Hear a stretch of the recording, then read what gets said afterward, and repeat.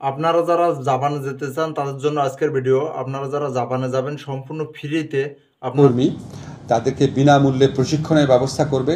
যাওয়ার জন্য আপনাদের ট্রেনিং এবং ভাষা শিক্ষার জন্য কোনো রকম টাকা লাগবে না, সম্পূর্ণ ফ্রিতে আপনাদের শেখানো হবে।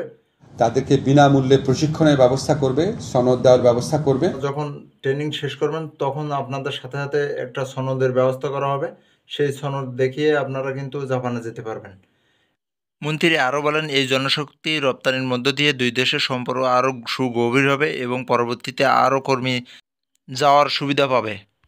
জাপানে কিন্তু কনস্ট্রাকশন সহ প্লাস্টিক, ফার্নিচার এই সকল ফ্যাক্টরি সহ অনেকগুলো সেক্টরে কিন্তু লোক নেওয়া হবে। এবার industrial packaging, plastic moulding, rod binding, scaffolding.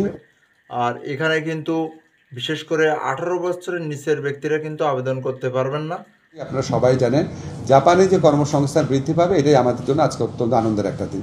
মন্ত্রী আরও বলেন, আমরা শুধু জাপান নয়, এশিয়া মহাদেশ সহ ইউরোপের বিভিন্ন দেশে আমরা জনশক্তি রপ্তানির জন্য জোরদার করছি, যাতে বাংলাদেশে বেকারত্ব কমিয়ে আরও বেশি রেমিটেন্স আনা যায় সেই ব্যাপারে আমরা নজরদারি করছি।